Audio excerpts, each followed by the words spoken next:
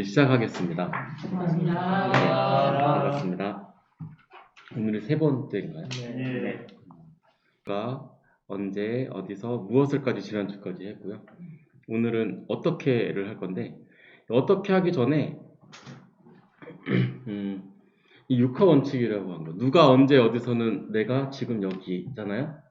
그 다음 나머지 세 개가 무엇을 어떻게 왜 할 거냐, 왜 무엇을 어떻게 할 거냐, 이게 사실은 약간 다른 것 같아요. 그래서 저번에도 무엇을 할 때 그 말씀을 드렸지만, 우리가 무엇이라고 하는 게 소재가 될 수도 있고 주제가 될 수도 있잖아요. 네. 그러니까 우리가 이 무엇이라고 하는 것에 그냥 소재로만 접근하면 주제, 우리가 원래 하려고 했던 것을 벗어날 수 있다. 혹은 더 큰 그림을 그릴 수 있는데 작은 그림에서 놀고 있을 수 있다. 뭐 이런 측면에서 말씀을 드렸어요. 그래서 그 무엇이라고 하는 것에 큰 그림을 그리시는 게 좋겠다. 그래서 뭐 문화도 얘기하고 뭐 어떤 교육도 얘기하고 여러 가지들 말씀을 드렸었어요. 우리의 컨텐츠 작업 혹은 어떤 목적성을 가지고 개인이 만들든 교무님으로서 만들든 혹은 뭐 교구 차원에서 만들든 간에 그 주제 지향적으로 우리가 소재를 활용해 가면서 해야 되겠다. 그 다음 이제 어떻게에 대한 부분을 오늘 말씀을 드릴 거예요. 어떻게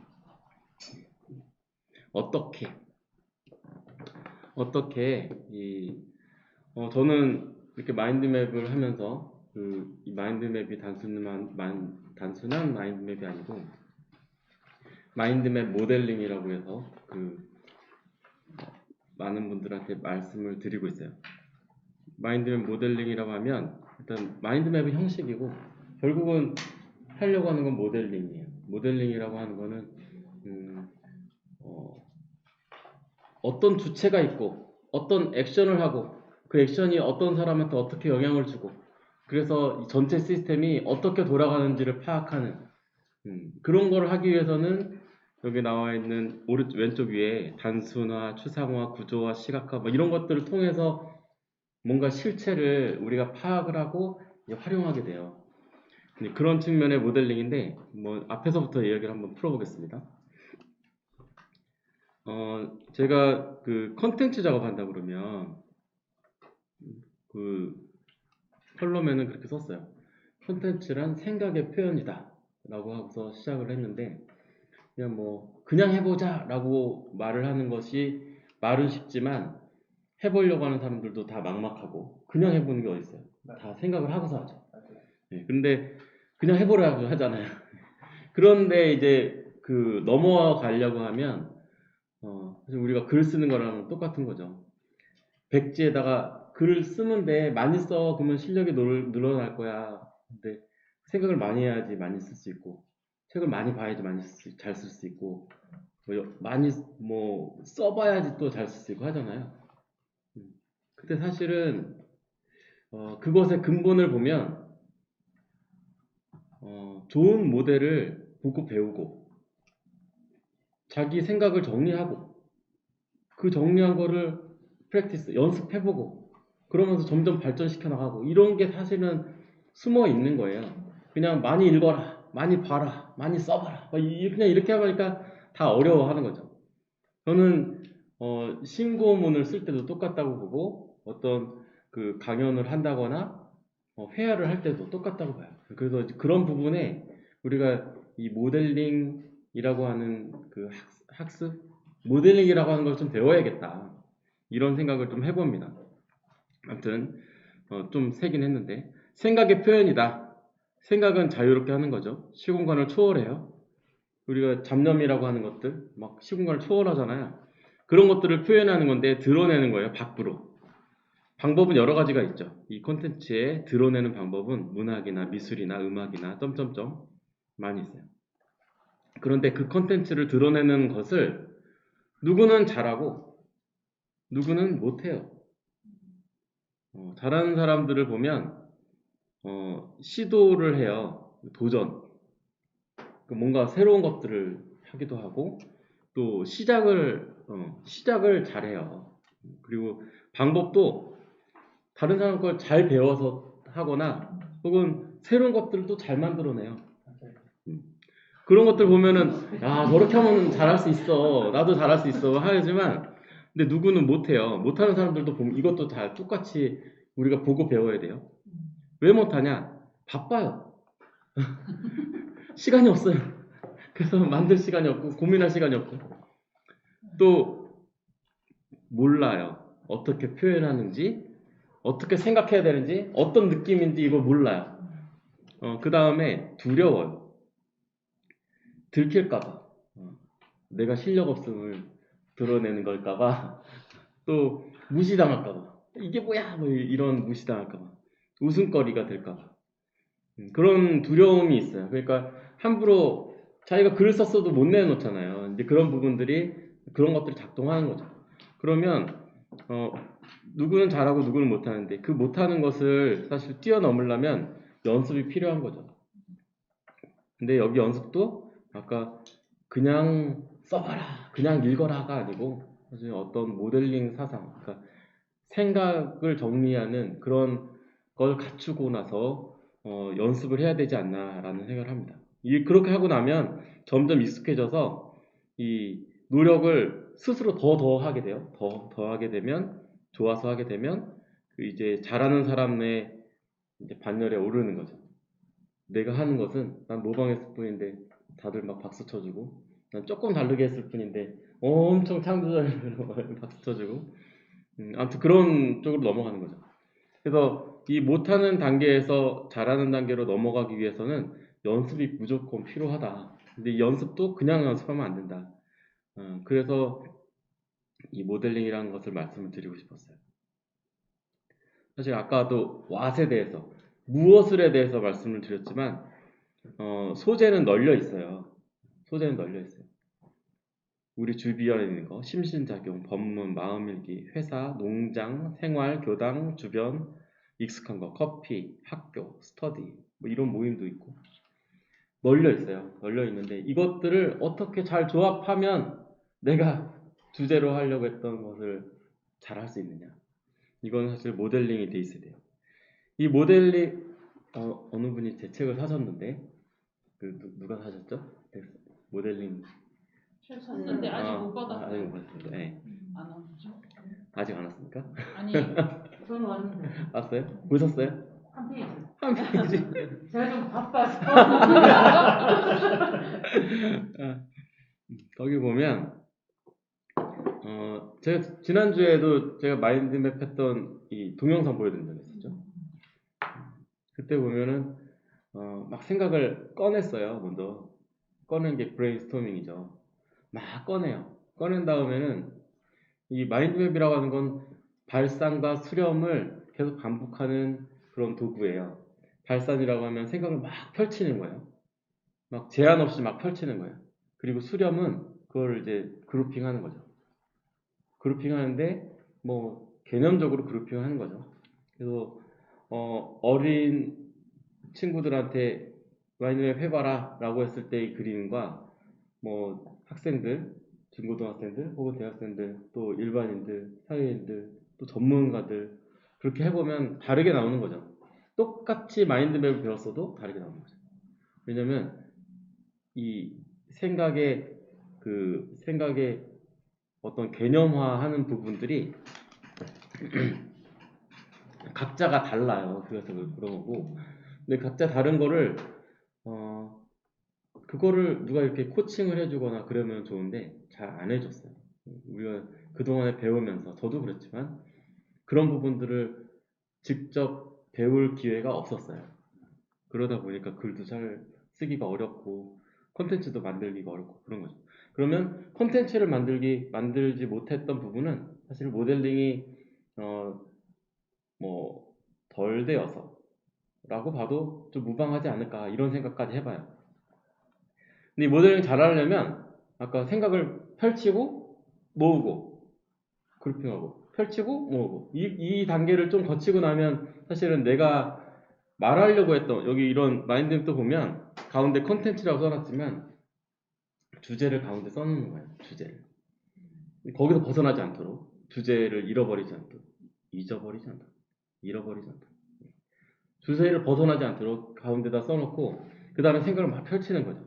펼치면서 이제 펼치다 보면 저는 이제 쓰다 보면은 어느 정도 개념화가 돼 있어서 이 콘텐츠를 쓸 때 이 콘텐츠 이 전체에 대한 어떤 생각을 가지고 시작을 하는데 이게 그냥 처음부터 아무 실수도 없이 이게 딱 만들어지는 게 아니거든요.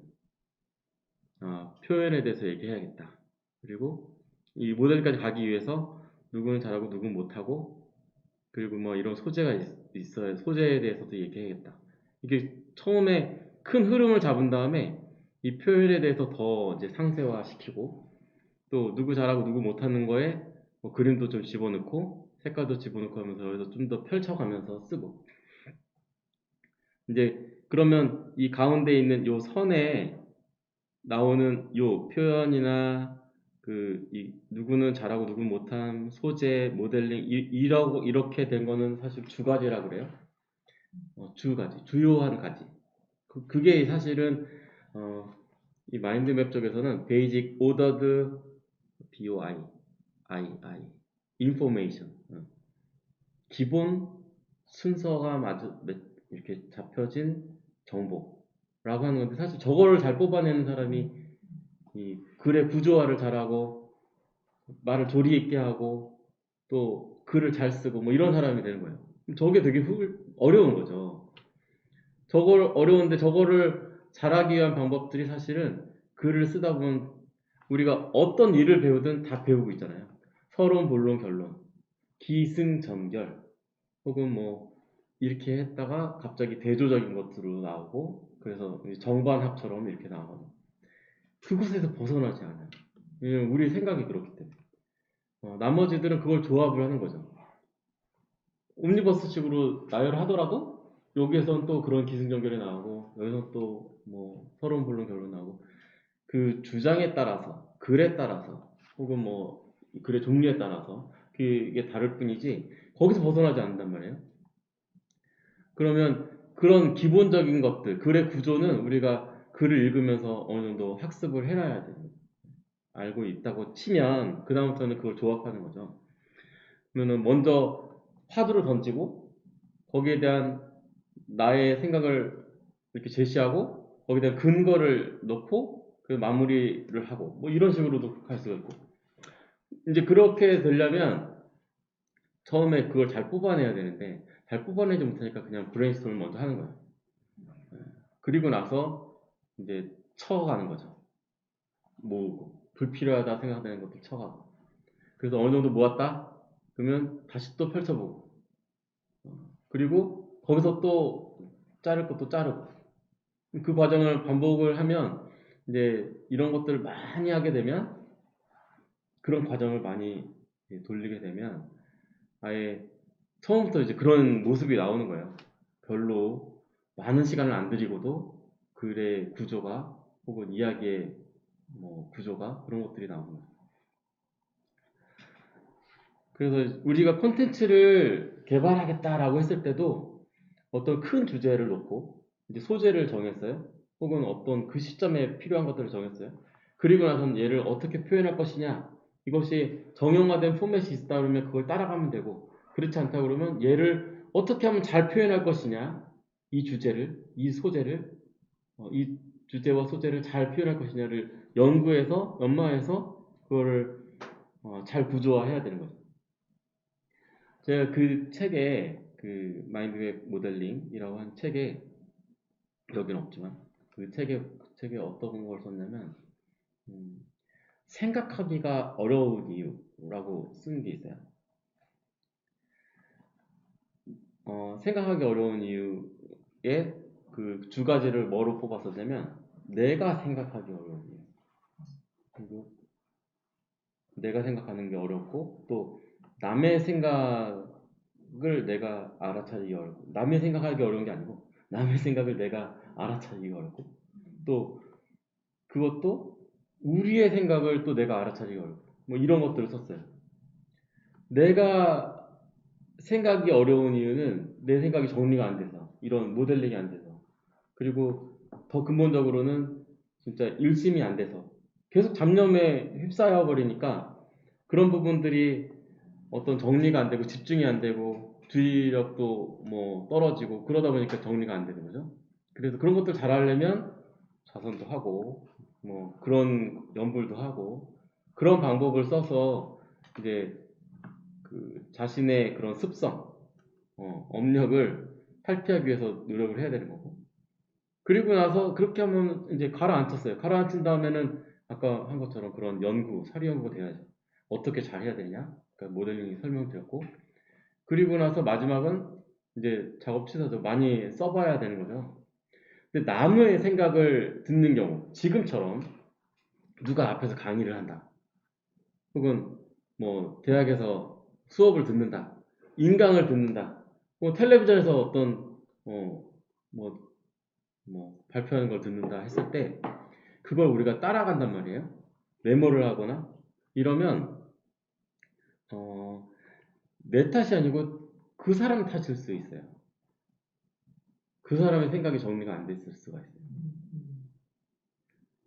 저는 그런 경험을 해봐요. 왜냐면 저는 이제 강의를 들으면서 이런 마인드맵을 해보는데 어떤 분들은 이제 큰 구조가 돼 있을 거 아니에요.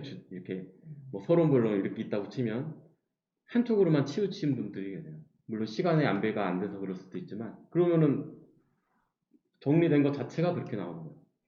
어떤 분은 너무 격가지로 많이 세는 경우도 있고 이제 그런 것들이 사실 안 나오려면 지금 처음에 보여드렸던 것처럼 이렇게 이런 식으로 어떤 제가 얘기하려고 했던 자신이 이야기하려고 했던 것에 좀 균형이 잡힌 구조로 시간이나 내용도 안배를 해가면서 이렇게 얘기해야 되는 거죠. 흐름도 그렇고 제가 이렇게 육하 원칙을 세운 것도 그 중에 하나예요. 모델링 중에 하나. 제가 잘했다는 건 아니고 그런 측면에서 한 거고 이게 효과가 있으려면 보는 사람들이 그렇게 느끼면 돼요. 또 하나는 그러니까 상대방이 정리가 안 됐을 수도 있고 또 그 다음은 그 상대방이 정리가 잘 된 사람일 수 있어요. 그런데 내가 못 알아들어요. 왜냐면 상대방만큼 제가 지식이 따라가지 못하는 거죠.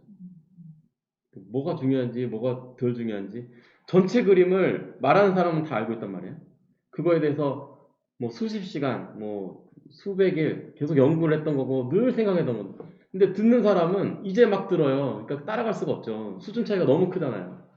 그 중에 엑기스만 말하는데 그걸 어떻게 다 이해하겠어요. 그러니까 그거를 못 따라가는 이유가 충분한 거죠. 게다가 우리의 이야기는 사실 저는 이렇게 구조화를 해서 그렸잖아요. 이걸 보면 사실은 글의 흐름이 뭔지를 파악할 수가 있어야 돼요. 사실 그렇게 하고서 글을 또 쓰고 있고. 근데 말을 들을 때는 그냥 시퀀셜이에요. 타임에 따라서 앞 얘기가 있고 뒷 얘기가 나오는 거잖아요. 뒷 얘기가 먼저 나오지 않잖아요. 그러면 쭉 가서 끝 이렇게 되니까 사실은 그냥 한 번 듣고서 그 구조를 파악하기가 어려운 거예요. 아이들이 특히 그래요. 지문을 다 읽었는데 무슨 내용인지 모르겠다 뭐 이러는 거죠. 그 지문에는 그 글에는 아까 서론 본론 결론처럼 어떤 주제에 따라서 어떤 건 예시고 어떤 건 주장이고 어떤 건 부연 설명이고 어떤 건 그냥 주제를 환기하기 위한 글이고 이런 것들이 다 있는데 역할이 다 있는데 다 똑같은 레벨로 받아들이니까 뭔 얘기인지 모르겠어요. 뭐 이렇게 되는 거고 또 중언 부언을 하거나 혹은 뭐 강연할 때도 막 그러시는 분들도 계시죠. 사실은 그런 부분들이 먼저 딱 정리가 돼 있으면 그렇지 않을 수 있는 거죠. 그래서 아무튼 그렇고 그냥 남의 생각을 알아차리기가 원래 어려운 거예요. 그러니까 어려운 것을 그냥 인정해야 돼요. 그러면 그거를 잘 파악하려면 한 번 들어서는 안 되는 거죠. 들은 다음에 다시 구조화도 해보고 일반화도 해보고 이렇게 뭐 그림도 그려보고 또 묶어도 보고 내 생각에 따라서 묶어도 보고 그래야지 잘 있게 되는 거죠. 그리고 이제 우리의 탓도 있어요. 예를 들어서 우리는 아주 자연스럽게 얘기하지만 일반인들은 못 알아듣는 말들 있잖아요. 그런 용어들. 이거는 여기서만 하니까 그런 채로 일반인들한테 똑같이 얘기하면 못 알아듣죠. 그건 우리가 그냥 이 세계에 있어서 그냥 갇히게 된 업인 거죠. 일종의 업인 거죠. 그런 것들이 그냥 우리 대한민국이라는 곳에 있기 때문에 그냥 젖어든 것도 있고 원불교라는 것 때문에 젖어든 것도 있고 혹은 뭐 이런 청년 교화를 담당하시는 분들이기 때문에 젖어드는 게 있고 그런 게 다 있어요. 그거를 사실은 상대방의 입장에서 다른 사람 입장에서 막 이렇게 생각을 해보지 않으면 그 사람을 잘 이해 못하게 되죠. 그런 게 이제 우리의 입장에서 제가 잘 못하는 거예요. 이건 너무 당연한데 왜 저 나라는 저렇지? 막 이런 것들은 문화도 다르고 생각도 다르고 깊이도 다르고 뭐 여러 가지 요소들이 있는데 받아들이지 못하는 경우 때문에 그런 거예요. 그래서 생각이 어려운 이유는 다 있는데 그러면 그런 어려움을 극복하고 잘 모델링을 하려면 어떻게 되냐? 그러려면 일단 복잡한 거를 단순화시켜야 돼요. 단순화시킨다는 얘기는 제일 핵심적인 단어만 뽑아할 수도 있고 혹은 뭐 됐고 도대체 하려는 말이 뭐야? 뭐 이런 식으로 이렇게 정리할 수도 있고 하여튼 뭔가 단순화시켜야 되는 거예요. 진짜 이야기는 책 한 권이지만 책 한 권에서 결국 하고자 하는 얘기는 되게 짧거든요. 메시지는 더 짧고 단순화시키는 거. 그 다음 추상화는 진짜 인간의 능력이죠. 능력. 어떤 단어를 세 개를 딱 들었을 때 이거는 무슨 얘기를 하는 거야 라고 하는 이렇게 뭔가 떠오르는 거 그게 이제 추상적인 개념인데 그렇게 만들어야 되는 거예요. 그것이 사실 주 가지로 나오는 거예요. 내가 브레인스토밍으로 막 꺼냈는데 도대체 여기에서는 내가 이런 얘기를 하고 싶었던 거구나.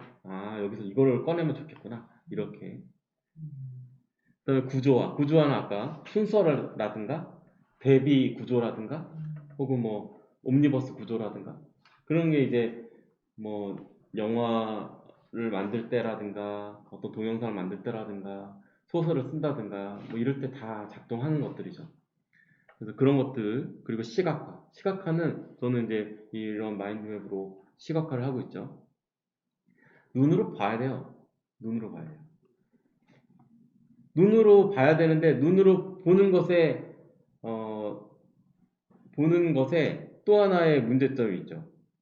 우리가 보통 노트 했을 때 여기는 그냥 A4지에다 지금 출력해서 마인드맵을 보시니까 그렇지만 보통 쓸 때는 아까 말했던 순차적으로 받아들일 수밖에 없기 때문에 그냥 줄 쳐진 노트에 위에서부터 밑으로 넘기고 위에서부터 밑에 넘기고 이렇게 쓰죠.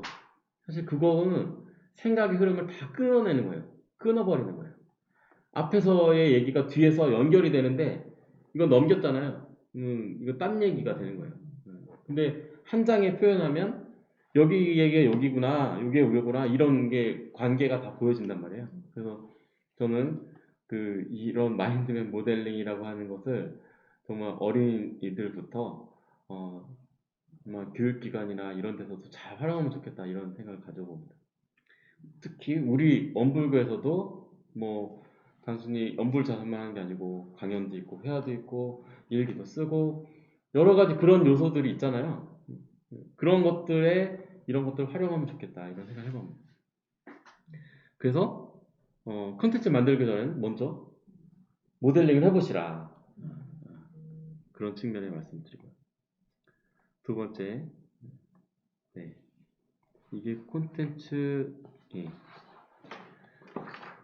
만드는 방법 두 번째, 콘텐츠를 만들어 보기 방법, 드러내기, 자세 뭐 이렇게 하는데 만들어 보기 일단 앞에서 구조화를 시켰어요. 구조화 시켜서 아까 내가 무슨 말 하려는지는 다 정리가 됐어요. 이제 만들어 봐야 돼요. 만들어 보는데 어떤 콘텐츠는 수준이 높아요. 어떤 콘텐츠는 수준이 낮고 그리고 수준 높은 것이 나오면 생각보다 자신감 이런 것들이 많이 가져지게 되는데 만약 만든 게 내가 봐도 좀 아니다 싶으면 좌절하고 그러는데 사실은 거기에서 분발심이 나와야죠. 내용도 다채로운 것들이 있고 단조로운 것들이 있어요. 그러니까 어떤 사람은 같은 주제를 다양하게 표현 못하고 그냥 하나로만 그냥 가는 경우가 있죠. 그러려면 사실 다채롭게 예시도 들어가면서 혹은 인터뷰도 넣어가면서 혹은 직접 움직여도 보면서 여러 가지 방법들이 있어요. 근데 그런 것들을 하는 것은 사실은 깊이 들어가야 되는 거예요. 거기에 대해서 더 연구를 하면 깊이 들어가면 이런 것도 저런 것도 있고 거기에 적합한 것들이 보이죠. 단조롭다고 하면 다양한 것들을 시도해 보시고 이 방법을 볼게요. 그러면 이제 이 만들어진 컨텐츠가 이렇다는 거고 그 컨텐츠를 만들기 위한 방법으로 남의 방법을 모방하는 거예요. 모방 학습하는 거고 그리고 나의 방법을 연구하고 시도해 보는 거예요. 뭐 뻔한 얘기 그냥 써는 거예요. 뻔한 얘기 써놨는데 모방이 무지 중요해요. 따라해 보는 게 따라하면서 사실은 패턴을 인식하는 거죠. 따라하면서 패턴을 인식하는 거예요. 따라한 거를 계속 써먹는 게 아니고 그 속에서 어떤 흐름으로 어떤 그 생각으로 하는 것인가를 제가 습득을 하는 거예요. 그리고 학습은 배우고 익히는 거잖아요. 학습도 그래요. 학습도 아까 패턴 익히는 거랑 똑같아요. 학습도 법을 배워야 되는 거예요. 법을. 사람만 믿지 말고 그 법을 믿으라 하는 것처럼 법을 우리가 지금 이런 콘텐츠 뭐 이런 이게 세미나처럼 돼 있지만 이런 것들을 할 때 또 어떤 방식으로 하냐, 어떤 방법론으로 하냐 이런 것들을 캐치해내시면 나중에 활용을 엄청 잘할 수가 있어요. 근데 그게 아니고 그냥 똑같이 해야지 그러면 여길 떠나면 다 못해버리죠. 그 법을 봐야 되는 거예요. 학습에서 제일 중요한 건 법을 배우는 거다. 법을. 저는 이게 제일 중요하다고 봅니다. 나의 방법을 할 때는 다양한 것을 비교, 분석, 토론인가요? 네, 이렇게 써놨죠. 그냥 하나만 보면 안 되는 거죠. 비교를 해봐야 특장점도 알고 뭐 더 좋은 부분도 캐치할 수 있고 그래요. 분석도 해봐야죠. 그냥 보면 다 좋은 말처럼 들리죠. 근데 분석을 해보면 다 좋은 것 중에 얘는 안 좋네. 얘는 더 좋네. 얘는 생각지 못하는 거네. 뭐 이런 게 나오는 거잖아요. 분석해야지 나오는 거죠. 토론은 다른 사람, 내가 못 본 것들을 다른 사람들은 또 보고, 다른 시각에서 보니까, 뭐, 거기서 또 배우는 것도 있고. 시도도 다르게 합쳐서 뭐 이렇게 써놨는데, 시도를 일단 그런 앞에서 나온 것들 가지고 해봤어요. 해본 다음에 다르게도 해보는 거예요. 다르게도 해보고. 합쳐도 보고. 뭐 이런 식으로 다양하게 시도를 해보는 거죠. 이거를 만들려고 하시는 분들은 그렇게 할 수 있어요. 근데 이제 아이들한테 글쓰기 훈련을 시킨다라고 하면 못 써요. 딱 쓰고 더 이상 생각을 못 한다. 더 이상 쓸 게 없다. 근데 이렇게 뭐 다르게 해보거나 합쳐보거나 그런 구조를 만들어 보거나 예시를 넣어보거나 이러면 진짜 다양한 글이 될 텐데 훈련이 안 돼 있으니까 그런 거죠. 그래서 우리 글이라고 생각하거나 콘텐츠라고 생각하더라도 그런 접근 방법으로 다른 사람의 콘텐츠도 보고 우리의 글도 써보고 우리의 콘텐츠도 그렇게 만들어 보자는 거죠. 다음에는 이제 만들어 본 콘텐츠가 어땠고 그래서 그러면 이런 것들을 나의 방법이나 남의 방법으로 이렇게 해보자 라고 했는데 이렇게 해서 만들어졌어요. 만들어진 것이 이제 내가 어떻게 만들어야 되겠다라고 하는 게 감이 잡혔고 그렇게 해서 이제 진짜 다른 사람의 방법도 배웠고 나의 방법도 연구해서 이제 좀 체득을 했어요. 그 다음에 이제 생각해야 되는 것이 드러내는 방법이에요. 드러내기 방법에 제가 이렇게 출판, 전시, 공연, SNS 이렇게 써놨는데 이거를 쓴 이유는 그런 거죠. 우리가 드러내는 것에 생각을 너무 안 해요. 드러내는 거, 뭐, 그냥 동영상 찍으면 끝나는 거 아니야가 아니죠. 동영상을 유튜브 포맷으로 찍을 것이냐, 어떤 영화 포맷으로 찍을 것이냐, 그것도 있고, 인스타그램에 올릴 사진과 뭐 틱톡에 올릴 사진과 이런 것들이 다르잖아요, 사이즈가. 게다가 블로그에도 올릴 컨텐츠들이 있고, 원오알.kr에도 올릴 그 바람나무인가요? 거기에다 올릴 것도 있고, 이런 것들이 형식이 다 달라요.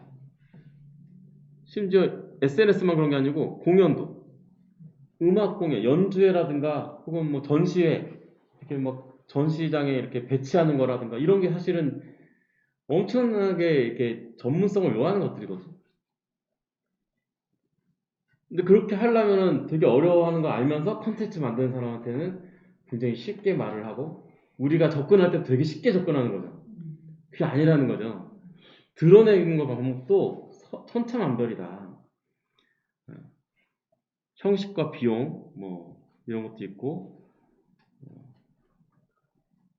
SNS는 좀 자유로운 형식이고 출판이나 전시, 공연은 좀 형식이나 비용이 많이 들어가는 거죠. 뭐 이런 특장점이 있긴 한데 아무튼 이런 요소들을 보고 그러면 내가 만든 콘텐츠를 어떻게 활용해서 드러낼 것이냐 이것도 우리가 연구할 주제 중에 하나입니다. 그런 측면에서 우리의 자세는 어떻게 가져가야 되냐 자영양성, 지자분이, 사리연구, 신분의성이라고 썼는데 먼저 스스로 할 수 있는 힘을 갖추자. 그래서 그 내가 만든 것이 뭐 방송국에서 만든 콘텐츠처럼 나올 수는 없는 거잖아요. 지금 한 지 얼마 안 됐는데 그러면 지금 할 수 있는 거에서 그래도 다른 사람들이 볼 만한 콘텐츠로 시작을 하는 거니까 이소성대로 조그맣게 그러기 위해서 먼저 전체 프로세스는 한번 알고서 가자. 먼저 콘티를 짜고 콘티 짜기 전에 먼저 기획회의를 해야 되겠죠. 먼저 개념도 정리하고 주제도 있어야 되고 거기서부터 이제 해서 이렇게 나왔어요. 그리고 콘텐츠 짜고 그냥 우리가 콘텐츠 한번 만들고 끝날 게 아니고 계속 시리즈로 만들 거잖아요. 그러니까 그런 기획을 해야 되는 거죠. 하고 그리고 거기에 적합한 뭐 계획도 세우고 그리고 만들어도 보고 SNS도 올려보고 유튜브도 올려보고 뭐 그러면서 이거의 차이점도 좀 익히고 그런 분들이 있으면 그런 분들 초청해서 듣기도 하고 뭐 그런 그 다음에 나보다 더 아는 이 모두 세상 그렇게 들어서 배우자는 거죠. 돌아가는 이치를 연구하자가 아까 법을 배우자고 한 거예요. 사리 연구하자. 신념 분발 의구 꾸준은 아까 이런 단조로움 내 컨텐츠가 단조로웠을 때는 다양성을 좀 시도해 보거나 혹은 수준이 낮다고 할 때 분발심을 가지거나 뭐 이렇게 하자는 그런 자세. 우리 탐험 8조만 가지고도 이제 그거를 그러니까 우리가 다른 데서 구할 게 아닌 거죠. 콘텐츠 잘 만드는 방법을 어디 가서 배울 게 아닌 거고 그냥 이 사막을 수행함으로써 우리가 다 그거를 잘할 수 있다. 이런 측면에서 썼던 겁니다. 만드는 방법은. 이 드러내기를 2달 후에요. 이게 7월 달이었고 이게 7월이었죠. 2019년 104년 7월이었고 2달 후에 제 콘텐츠 드러내기 8월에 못 썼을까. 근데 9월에 콘텐츠 드러내기라고 하는 주제를 딥다이브 했죠. 더 파고 들었어요. 그때 어떤 말씀을 드리고 싶었냐. 콘텐츠 드러내기는 쉽지 않은 일이다. 쉽지 않은 일이다. 완전 다른 일이다. 만드는 거랑 드러내는 거 완전 다른 일이다. 쉽지 않은 일의 생각의 차이를 보면 작가는 자기 콘텐츠를 만들고 나서 콘텐츠 소비자들한테 이렇게 알렸어요. SNS를 통하는 거. 근데 안 봐요. 별로 반응이 없어요. 그러면 이게 나의 문제일까? 뭐 이렇게 고민하는 거죠. 내 콘텐츠의 문제인가? 뭐 이렇게 고민하는 거죠. 근데 상대방의 입장에서 보면 콘텐츠 소비자, 독자 입장에서 보면 작가가 엄청 많아요. 유튜브는 뭐 찾아서 볼 수 없을 만큼 많잖아요. 유튜브만 그런가요? 블로그나 기사나 뭐 홈페이지나 어떤 것이든 엄청 많아요. 그래서 확신이 없으면 눌러보지도 않아요. 게다가 좋아도 시간 부족해서 못 봐요. 유혹도 많아요. 광고를 통해서 드라마도 갑자기 나오니까 그것도 보게 되고 저도 많이 보는데 그런 것처럼 이런 상황이 있는 거예요. 그러면 컨텐츠를 만든 사람은 조회수가 별로 안 올라가네? 라고 하는 것에 좌절할 이유가 없는 거죠. 좌절할 이유가 없는 거예요. 그거를 어떻게 하면 별로 안 올라왔어? 그러면은 이 원인이 뭘까? 이렇게 접근해야 되는 거죠. 그러면 더 올리기 위해서는 어떻게 해야 될까? 내 콘텐츠가 만약에 뭐 열 몇 개 올라갔다고 하면 그 열 몇 개의 문제점은 뭘까? 보면서 그리고 또 비슷한 류의 다른 콘텐츠랑 비교도 해보면서 그러면서 이제 자꾸만 발전시켜 나가야 되는 거죠.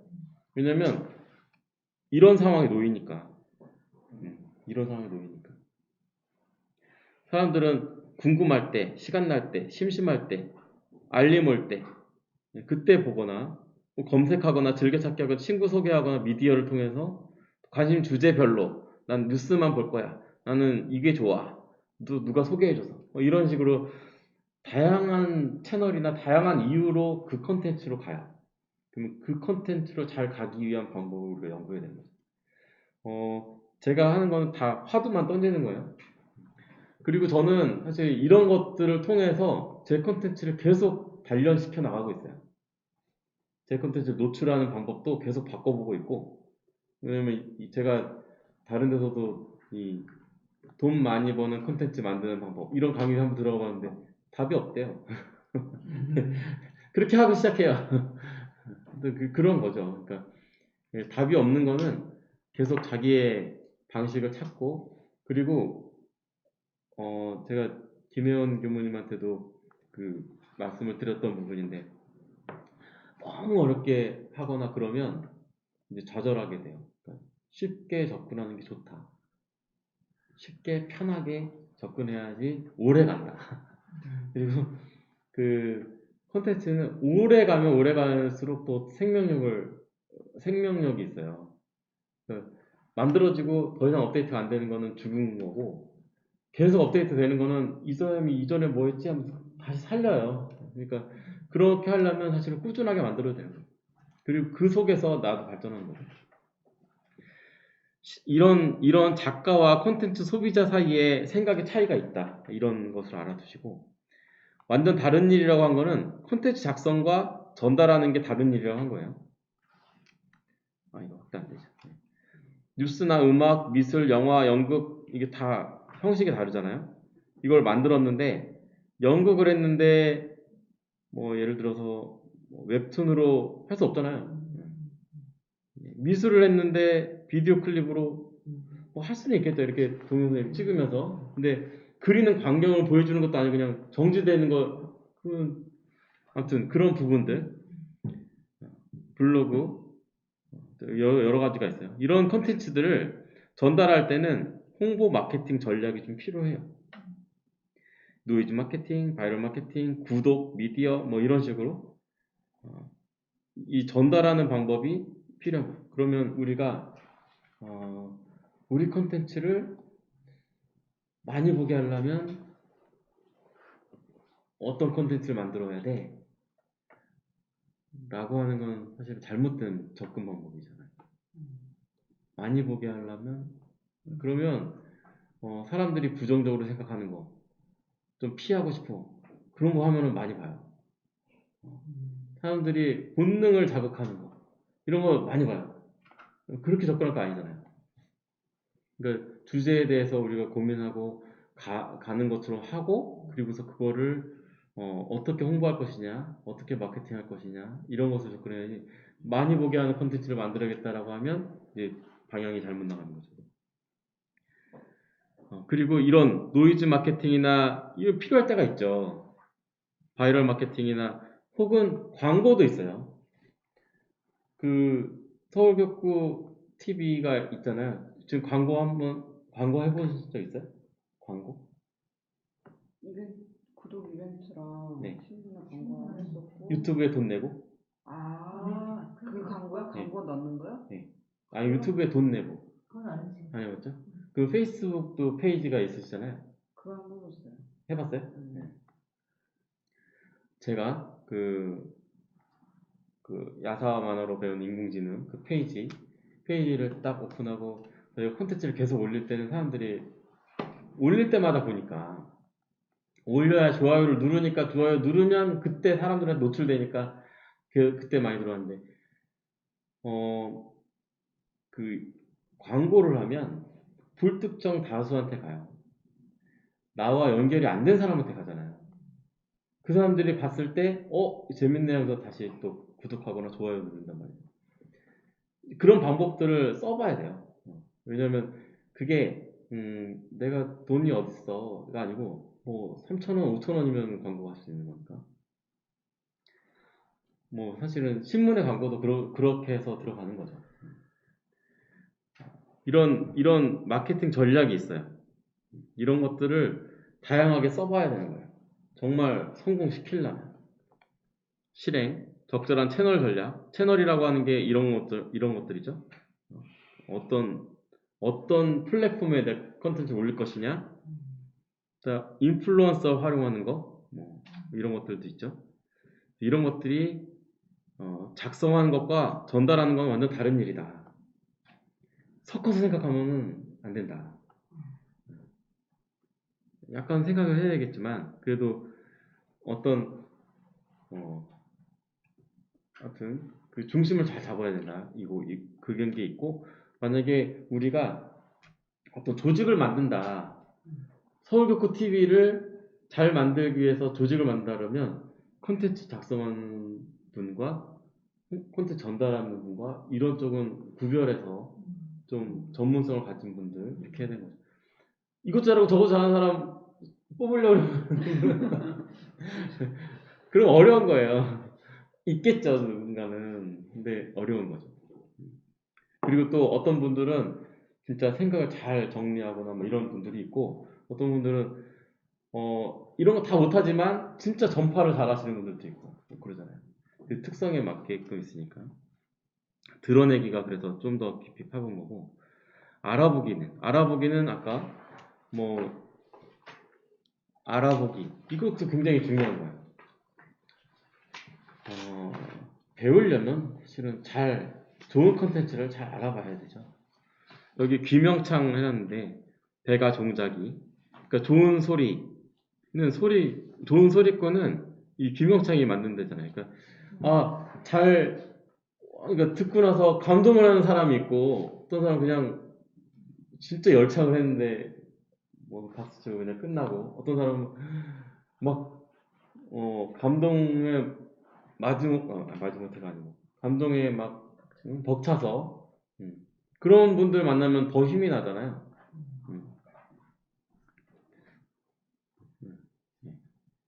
어저께 저도 뭐 다른 분을 만났는데 저희 책을 엄청 칭찬해 주는 분을 만났어요. 그 야만인 책을 엄청 힘이 돼가지고 앞으로 더 잘 써야겠다 이런 생각이 했는데 그런 분들 내가 돼야 되는 거예요. 내가 그런 사람들 만나야 돼가 아니고 내가 돼야 되는 거예요. 명필 법고 창신이다 해서 명필이 되기 위해서는 비석이나 법첩을 잘 보고서 익혀야 돼요. 그 필법을 익혀야 돼요. 구성도 구성이지만 붓이 어떻게 흘러갔는지 이런 것들. 한국 영화를 보면서도 우리나라 영화가 굉장히 세계적인 영화들이 많잖아요. 그런 영화를 우리가 잘 볼 수 있어야 되는 거죠. 그렇다고 하면 이 알아보는 게 굉장히 중요하다는 거를 왜냐면 잘 알아보면 그 컨텐츠 제작하는 사람은 힘이 나잖아요. 내가 잘 알아보면 좋은 컨텐츠를 만든 사람들이 힘이 날 거고 그러면 이 뒤에가 그거예요. 내가 잘 알아보잖아요. 그러면 동기부여가 돼요. 만든 사람한테.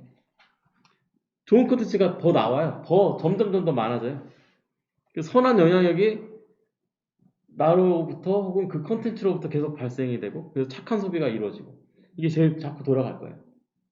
이런 구조를 만들어야 되기 위해서는 먼저 잘 알아봐야 돼요.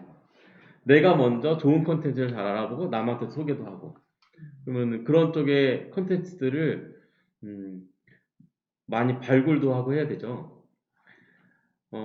그런 측면에서 원불교 내에도 좋은 컨텐츠를 생산해 내시는 분들이 있으시잖아요. 그 컨텐츠를 잘 발굴해서 많이 알려야 돼요. 이분이 좋은 컨텐츠를 만들었어요. 어떤 분이. 근데 이분이 잘 되니까 배가 아프네.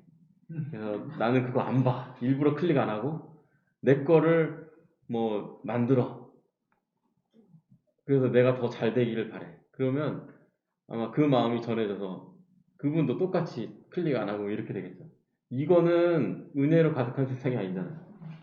좋은 컨텐츠를 생각하면 눌러주고 댓글 남기고 이게 사실 알아주는 거예요.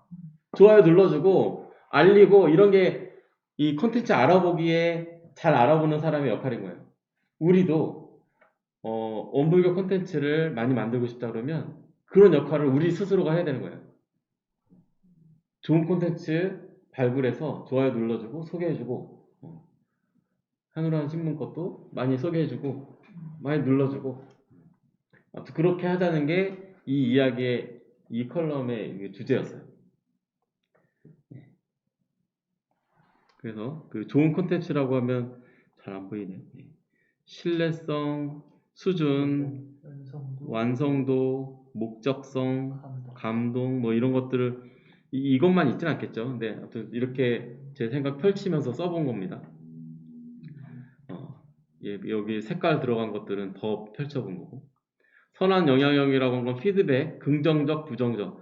긍정적인 피드백은 응원이 될 거고요.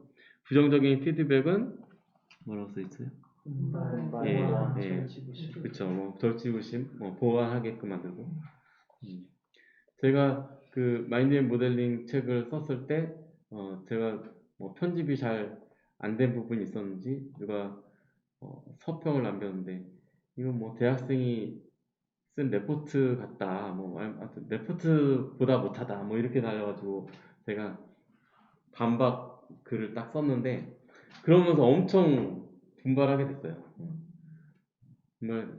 그 다음 책은 그러지 않았지만, 그러니까 그런 과정을 거치게끔, 그러니까 똑같은 안 좋은 소리 들어도 악플로 무시할 수도 있지만 그렇게 해서 살아날 수도 있는 거고요. 착한 소비라 하면 뭐 이성적인 거, 감성적인 거 뭐 이렇게 있는데 뭐 이거 설명이고 결국은 이 사이클을 잘 돌리면 유튜브가 됐든 뭐 네이버 TV가 됐든 혹은 뭐 팟캐스트가 됐든 뭐 원불교 5월5월.kr이 됐든 선한 컨텐츠, 좋은 컨텐츠들이 계속 나올 것이다. 좋은 컨텐츠를 만들지 못해서 안 나오는 게 아니고 우리가 안 알아줘서 안 나오는 거예요. 그러니까 그렇게 보시면 돼요. 우리가 잘 알아줘야 된다. 그러니까 적극적인 액션을 취하자. 뭐 이런 측면입니다. 그렇게 해서 그 어떻게라고 하는 부분을 전 되게 얘기할 거리가 많은 줄 알았는데 4개밖에 안 돼요. 지금 8시 25분. 그러면 지금 다음 주제로 넘어가기에는 시간이 안 나올 것 같고 왜라고 하는 것에 들어가기 전에 어떻게에 대해서 지금 이렇게 논의를 해봤잖아요. 거기에 대해서 뭐 들으시면서 어떤 생각 가지시게 됐는지 그런 것도 한번 같이 나눠보면 좋겠습니다.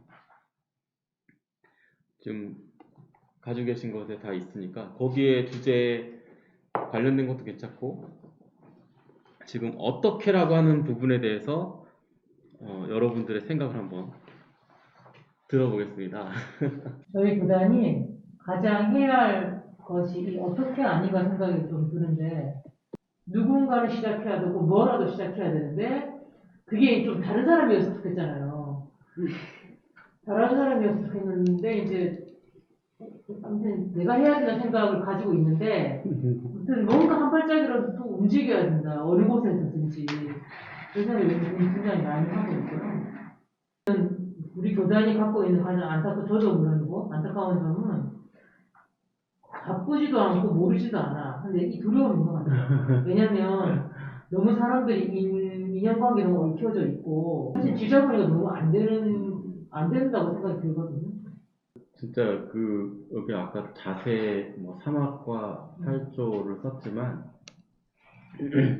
콘텐츠를 만드는데도 다 우리 법이 들어가잖아요. 근데 들어가는 얘기는 그런데도 잘 못하고 있다는 거는 우리가 그런 공부를 잘 못하고 있는 거 아닌가 이런 생각이 들어요. 사막 공부를 제대로 안 하고 있는 거죠. 사막 수행을 잘 안 하고 있는 거고. 그래서 그런 것들을 잘하는 사람들을 잘 보고 배워야 된다. 그리고 우리가 진짜 수행 잘하면 우리가 그렇게 해야 된다. 이게 콘텐츠든 뭐 신문사 일이든 교구 일이든 제가 하고 있는 업무의 일이든 가정생활이든 간에 그래서 진짜 이 교법이 생활화되지 않으면 안 된다. 이쪽을 계속 연구하면 연구할수록 그런 생각이 많이 들었어요. 하면서 뭐 약간 해봤지 시도하려고 이제 하고 막 이렇게 해볼까 이렇게 했는데 이제 가만히 생각해보면 한두 번은 하겠는데 계속 어렵겠다 이런 게 항상 저의 결론이었어요. 네. 제 스스로 제 네. 자신을 보면 한두 번 반짝 이런 거는 내가 하겠는데 그럼 그 다음 이거 다음 뭐 하지? 이거는 그럼 뭐가 있지? 뭐 이렇게 하면 없는 거예요. 제 어떤 안에는 내면적으로 뭔가 있어야 이게 뭔가 우러나지 않을까. 지금 이게 내가 지금 뭐 화면에 비추고 이게 중요한 게 아니다. 자꾸 그 생각을 초반에 많이 했어요. 네. 네, 저번에 한번 말씀드린 것 같은데. 그래서 그냥 멈추게 됐고, 아, 우리 공부에 더 집중해야 되겠다. 근본에 더 집중해야 되겠다. 실력을 갖춰야 되겠다. 자꾸 이제 그거에 이제 빠져 있는 거죠. 쉽게 하면 할 수 있겠다. 네. 그 그렇죠. 옆에서 누가 이렇게 같이 이제 맡아서 해주고, 누구는 뭐 하고 이렇게 하면서 기획도 같이 하고, 함께 하면 얼마든지 좀 길게 갈 수 있게 혼자 그렇죠. 하는 것보다는 그런 생각 많이 드는 것 같아요. 그 근본으로 생각하게 되는 거는 이게 아주 자연스러운 거죠. 왜냐면 뭔가를 쓰려고 했을 때 내가 쓸 게 없구나. 이거 알아차리는 거는 엄청나게 중요한 거예요.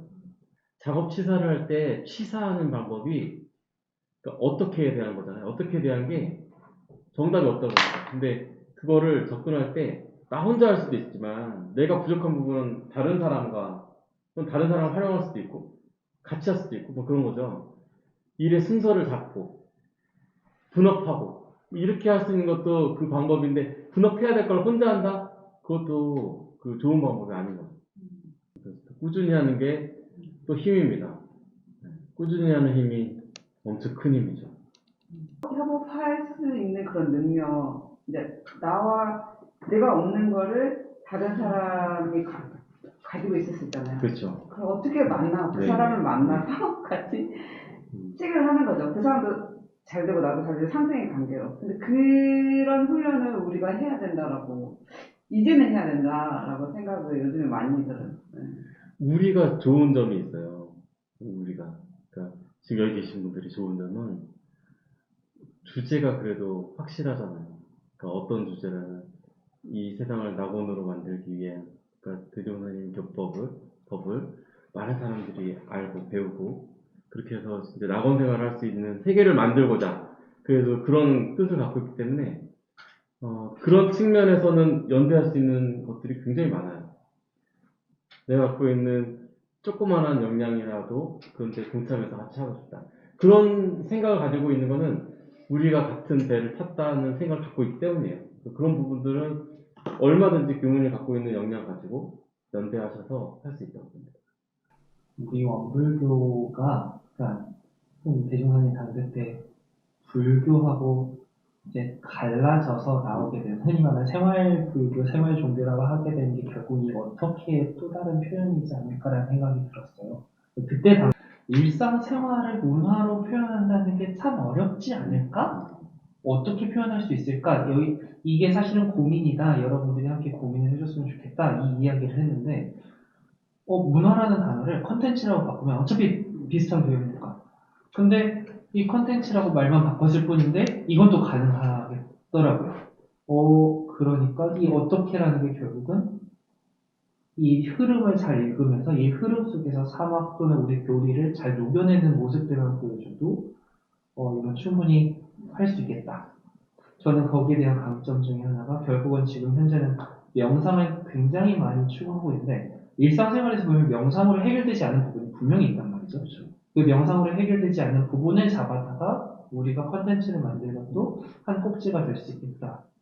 분명히 명상 이후에 갈증을 느끼는 사람들이 있을 테니까 그런 감상도 좀 들었어요. 내가 이 콘텐츠 수행자가 되겠다. 어차피 우리 일상 수행이니까 이런 생각이 좀 들면서 좀 뭐랄까 진짜 수행하는 마음으로 공부를 해야 되는 거 아닌가? 라는 생각이 좀 들었어요. 저 요즘 그런 생각 되게 많이 해요. 그리고 내가 해야 내 것이 되는구나라는 생각. 그런 측면에서 콘텐츠를 만드는 사람이 따로 있는 게 아닌 거죠. 우리는 모든 교우님들이나 모든 교도들은 사실은 콘텐츠를 만들고 있는 중인 거예요. 그게 드러나는 형식으로 만들어지지 않았을 뿐이지. 모델링을 하는 네. 연습을 좀 많이 해야 될 것 같아요. 그게 이런 경험이 별로 없이 그냥 생각, 관념에만 그치다가 어떻게 항상 여기서 많이 막혔던 맞아요. 것 같은데 육하 원칙의 성격에 맞게끔 뭘 이렇게 좀 써야 되는데 막 생각나는 대로 쓰다 보니까 막 뒤죽박죽 섞여가지고 도대체 내가 뭘 이렇게 성격에 맞게 이렇게 분류를 좀 많이 해봐야 되겠구나. 좀 그래야 이제 정말 자기 것이 되고 뼈대가 튼튼해지는 거잖아요. 그래서